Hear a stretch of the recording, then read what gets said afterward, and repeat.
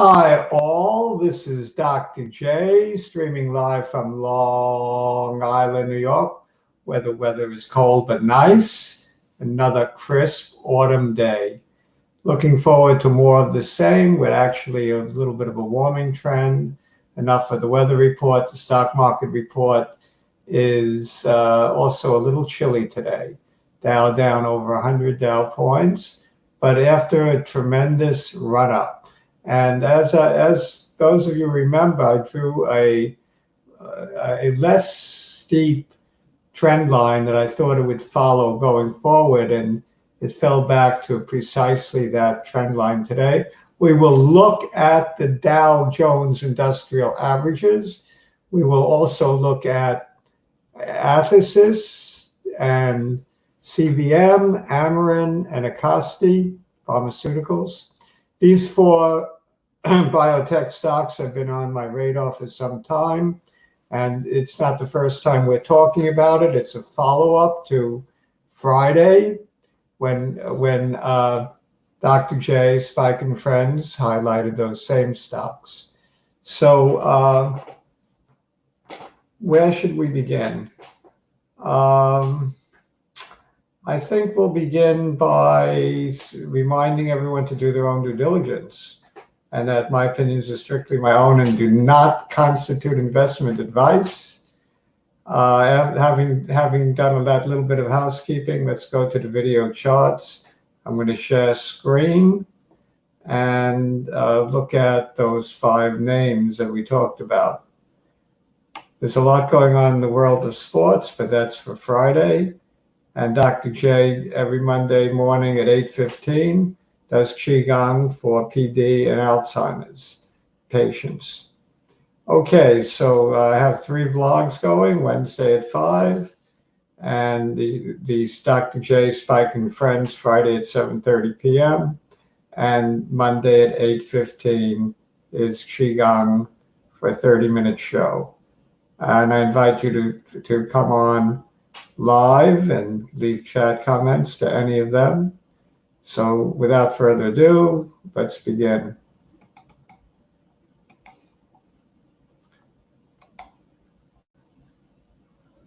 Okay, I'm sharing screen.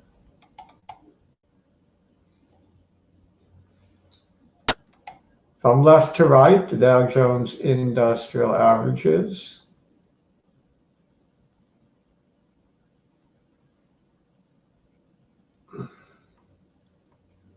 I'm also going to take a peek at YouTube through my phone. Want to keep an eye on things, make sure YouTube is doing what I think it's doing.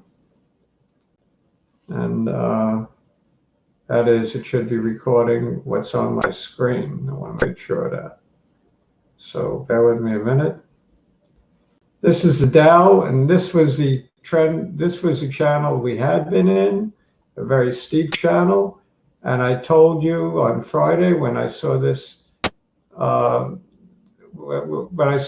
green candle go below, a bunch of green candles go hug the trend line from below, that more than likely we're going to follow this new trend line. And sure enough, we hit that today and closed above it.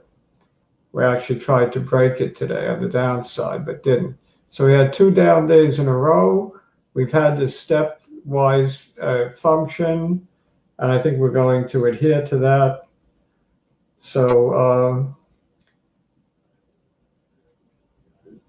Big Snow, just a shout out from Atlanta. Hey, big Swow, SWOW. Go CVM, yes, go CVM. CVM had a nice few days since Friday. We'll get to that. Go CVM, go all of them as far as I'm concerned. I'm invested in 3 of the 4 that we're talking about today. And I intend to invest in the 4th. But anyway, getting back to the Dow, we've been getting a high, low, high, well, it's not a low. High, low, high, low. I expect the low to be turned in today, bottom line. I expect we break this 2-day downtrend with a green candle on Thursday. So I would think that by Friday or by Monday, we're back to making new highs again, up over the old high, which we set on Monday, right? 28,090. It was kind of a 28K party. When was that? Friday? Friday we hit 2840. Yeah, so we had a 28K party on Friday. Call in for your reservations for the 30K party that I think is going to happen right around the end of the year. Okay, so this is in line with my expectations. To repeat, I drew this trend line. I don't remember if it was Friday, but I drew in this trend line earlier just to show you what I think that the slope will decrease to a more reasonable acceleration of growth. But we will be positive through the end of the year. We may even break that trend line and test the 27,426 level. But if we do, it's just a buying opportunity. All right, athx. No, let's talk about amrn and acst. Amrn had good news last week with an AdCom meeting, that's an advisory committee meeting, that unanimously supports an expansion of the label to include many, many more cardiovascular patients than the original label. So that was really good news, and the stock ran up to, let's see, ran up on Friday to a high of 2467, but subsequently has gone under attack by shorts, by certain brokerages, and has given back much of that gain with I believe, a culmination of selling today. There was a lot of selling today, relatively speaking anyway, not that much, but relatively speaking. And it wasn't a tremendous volume day like on the up days, but it was enough. And I feel that the low put in last week, right here after the news broke, of 1892 will hold. If it doesn't hold, we're looking at $18 a share. So if it goes below, a break of 1892 is worrisome. I don't think it'll happen, but it could. And if it does, it'll bring us down to the 1800 level, where a lot of shorts will become longs. A lot of buying would come in if it takes us down anywhere near that 200-day moving average. You'll get a lot of support. Notice the purple line, the 50-day, is below the 100, is below the 200, the way we like things. So all of that is very good, very bad. We like it exactly the opposite, I'm sorry. The purple line should be on top, then the red line, then the black line. So we need a rally to get there. The purple line is a 50, and it looked like until today it was going to cross 100, but it's kind of curling away today. So we may have a ways to go yet. We may very well test that 1800 level, the $18 level. I'm thinking of it in terms of magnitudes where I'd like to see it. It's not at 1800, it's at $18, the 200-day. All right, so here's my forecast. We probably hold. I'm saying we hold the low of the day on 1112, and we do not go below that. That's 1892. But if we do, look out for 1800. Okay, so I'm officially holding my shares, and if with a break of this level, I am not selling, but I would be buying if it dips all the way down back to $18. So I would be adding at 18 otherwise holding.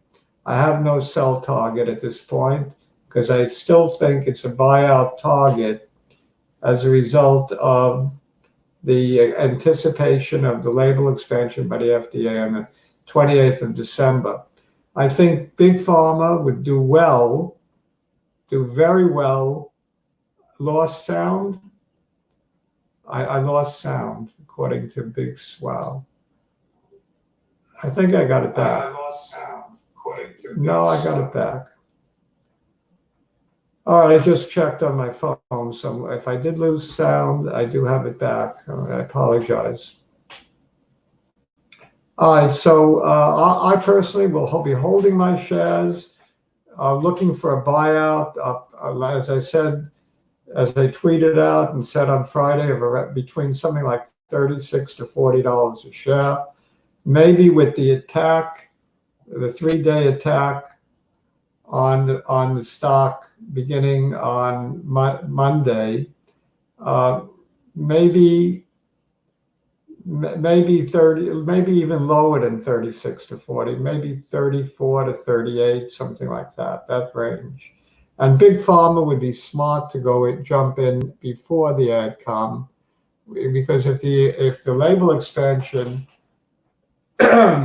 is very inclusive, they'll have to pay more than 34 to 38. And at this point, it's a lot of iffy stuff. This would be the time to buy if I were a Pfizer or another big pharma that had an interest in what could be the hottest cardiovascular drug since Lipitor.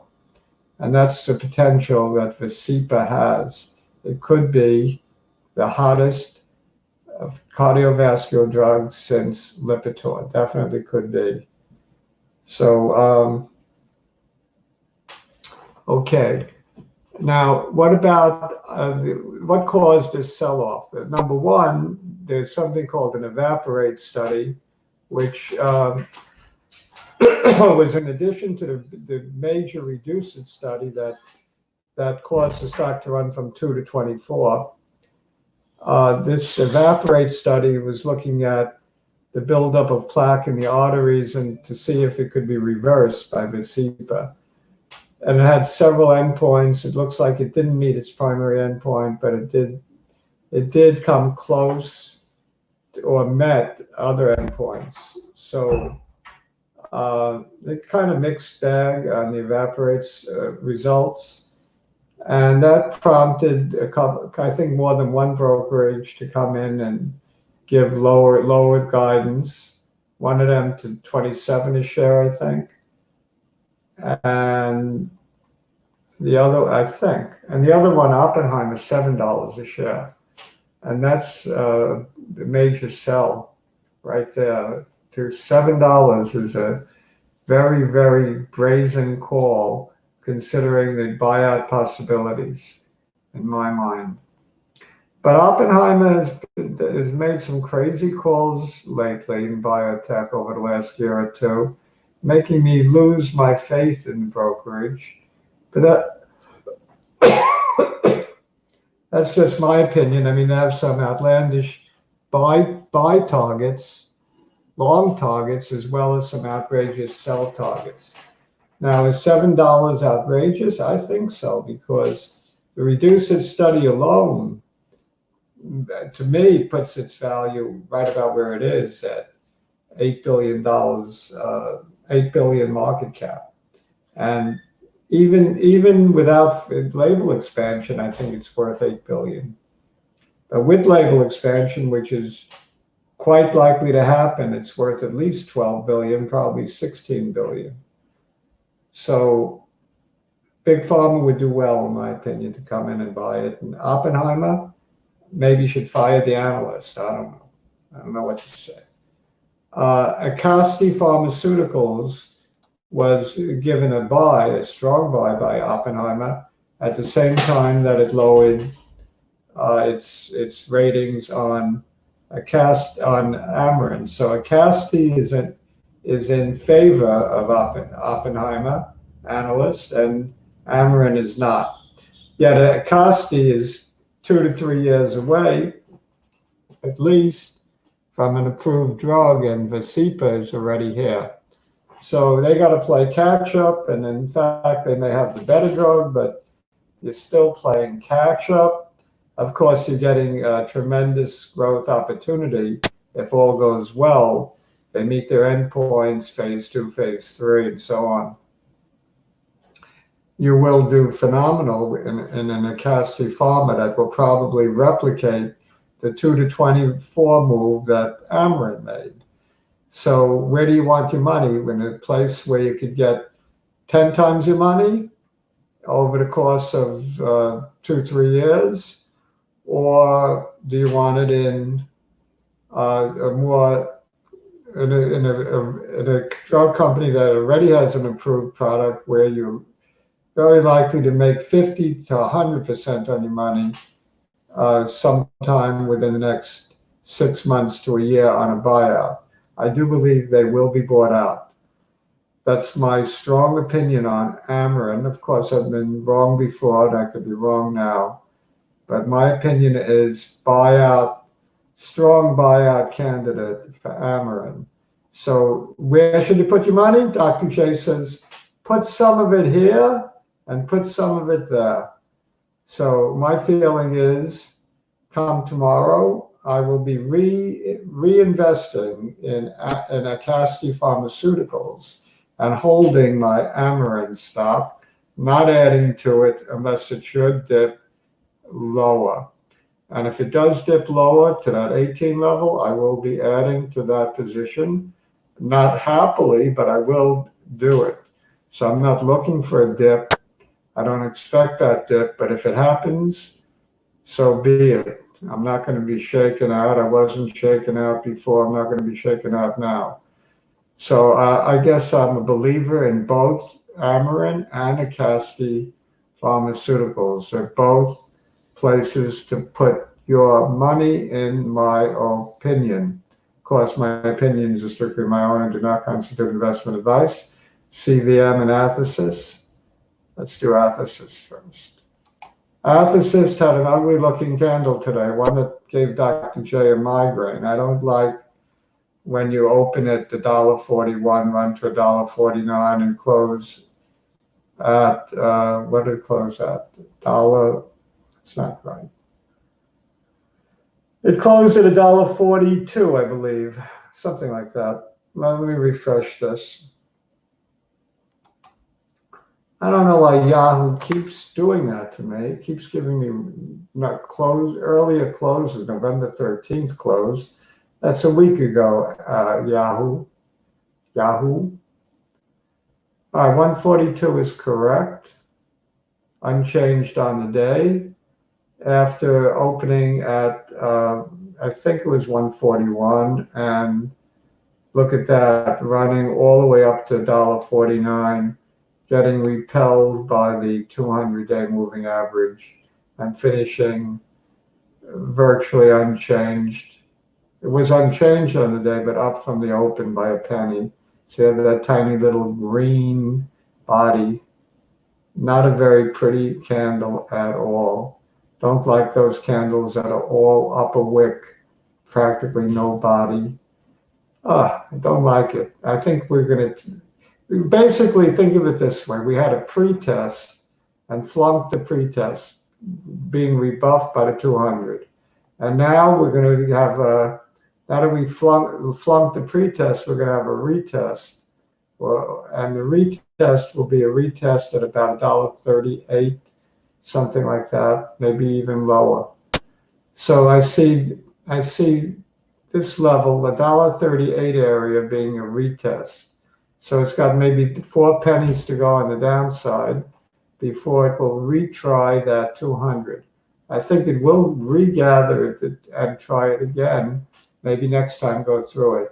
There's a lot of good news. The ARDS trial in Japan, the acute respiratory distress syndrome by Helios KK, athx's partner in Japan, was given orphan status, which means that it's a very excellent chance and it will be approved by the Japanese equivalent of the FDA, PMDA, PDMA, I don't remember. too many acronyms for me. In any event, it looks like almost a sure thing approval, so that gave it a little shot in the arm. And in fact, we've been on a very steep rise from the lows of 11.8, which was $1.22. So you can see the slope, if I just draw it in, quite a nice slope. I'll draw it through here, just easier, better fit. All right, so there we go. There's the 3 hits on that trend line. It was close to it anyway. That's good enough. And you can see the nice slope up.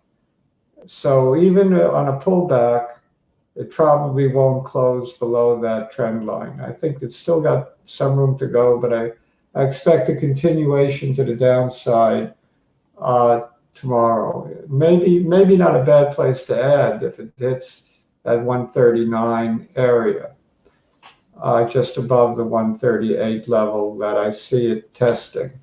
So an entry point, if you want to enter, might be $1.39, and a swing trade would be $1.39 back to $1.49. If you're looking for, a quick 10 cents on $1.39, that's not bad, right? That's about 7%, 8%. All right, 7.5%. That's not bad for what could be a week, could be a couple of days, could be the same day. So that's a nice looking setup for a swing trade if you want to try it. I'm not swinging with this one. I'm just holding. My swing trade, is there anything else I wanted to say about this one? I don't think so. This one has got it right with the 200 above the 100. And where's the 50? Here's the 50. But and now the price is above the 50. So no, it's exactly wrong again. I'm inverted. I got to reinvert myself. The 50 should be above the 100, above the 200. So this too has a little ways to go before the 50 crosses the 100. So we want to see this rally continue, make that happen, and then we'll first gain some momentum. All right, so this has got a lot to go to prove to me that it's on the way to new highs. It's still got a lot to prove. There's a long way to Tipperary to some real good news for athx. So we're going to see a lot of this up and down type movement, I think, on athx. So we could retest at 138 initially, try that 149 again, go back and forth, maybe make a little triangle here, maybe eventually do get across, or maybe not. Well, we'll come back to that one. But Dr. J was upset by the candle today, bottom line. athx, I was not happy with the price action today, expecting more weakness tomorrow. I won't worry about beyond that. CVM, sometimes I think I share my thoughts and they come out a little discombobulated because I don't have an exact game plan on athx. I'm just not happy with that candle from today. That's really where I stand on that. CVM, I am kind of happy with this close. Not happy with the fact that we slipped off the highs of the $8.25, but then again, we're not at the bottom of the candle and we are above the 100. It would have been nicer if we closed above the 50. This one has it right, the 50 above the 100, above the 200. So this is the most bullish chart that we've looked at between athx, amrn, certainly between amrn and athx. And so this one is a nice bullish chart. We're awaiting news as to the end of the a trial which started in it's like 2011. The last patient dose was 3 years and 3 months ago, something like that. So what should have happened is that we should have already reached 298 events. We did not. Therefore, the longer it takes to resolve this, get to 298 events, the more likely it will be a very successful trial. And therefore, time is on our side. As I said Friday, I see this going to $11, yo, 11, before the data readout. And that move up could happen quickly. It's happened quickly in the past. I see it happening quickly in the future, in the near future. So CVM, between acst, amrn, CVM, and athx, the one with the potential big move in the near future is the CVM. So I would have to rank that number one for a swing trade. And also, I do like this U-shaped formation. It might be a little pullback here, and then a continuation up. So if you're looking to buy this thing, I think a small pullback to maybe the middle of yesterday's candle, which would be about 768. That might be a nice entry for a swing trade. Looking for what? Looking for glory. Looking for $11. How's that? On the downside, you can always sell it with a tight stop at the 200-day. Okay, so that's where we are. That's where we're at. And I'm going to go back and see if anybody has any questions. It's pot heated up today after a tremendous sell-off. I could do Chronos or CGC or, yeah, Jefferson. CVM looks really good to Dr. J. Hey, Clarence. And sound came back. Okay, I hope it wasn't out for too long. I hate to think that I was talking and nobody could hear me other than me. I don't like listening to myself or talking to myself. That's even worse. Okay, so anyway, let me do one more. I'm going to do one more pot stock, maybe CURLF. Curaleaf, the largest dispensary in the United States. I like that one a lot. That one I've been talking about along with all the others for quite some time now. Spike is in the other one, MedMen, which took a big hit. While MedMen took a big hit, Curaleaf has been zooming up. So let's take a look at the chart on Curaleaf. CURLF, right?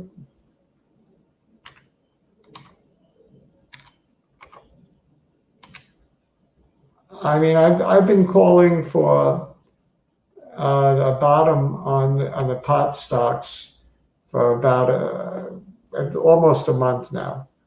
So I've been off on 2 calls. I said, we bottomed. And I said, again, we bottomed. Turns out we didn't bottom, but it sure looks like we may have bottomed now. The action today was uniformly positive across all pot stocks.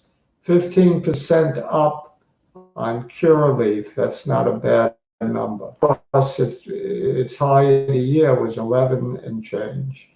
So it's almost a little more than half the price of its high. But it's still a nice move today for Curaleaf. And it also is indicative of the entire sector. So I'm showing Curaleaf, but I could have showed ACB. I could have showed CGC. Any one of them. Oh, this one has a particularly nice chart. Put in a bottom, all the way back here on 11.1 of 451. And it's got a rounded move up. Very nice chart. A little pullback here and a continuation today. Wow, this is a very, very nice chart. So very bullish curleaf. I think this one may get back to this $8 level. And if it goes beyond that, we probably will see a test of the highs. So I like this one for that test of the $8 level, curleaf.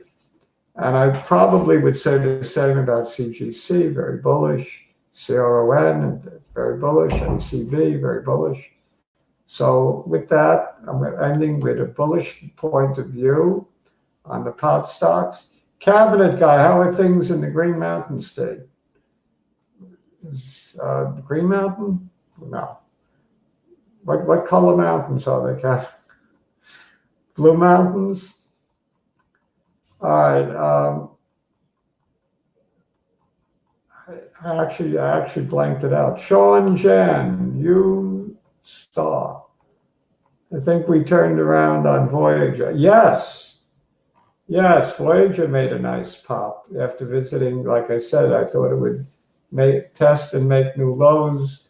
I said that I think 2 Fridays ago, and sure enough, it did. But it made a nice move today. Thanks for pointing that out to me, Sean. And cabinet guy from the state of Vermont. Tonight you can see your governor debate 9 other Democrats for the president's to be the president of the United States, on the candidate for president of the United States on the Democratic Party, Bernard Sanders, the Green Mountain State. All right, the bluegrass state is Kentucky, right? I think. I'm getting confused on my colors. That's because I'm green-blue colorblind, which is the truth. All right, cabinet guy, you have any gems for us?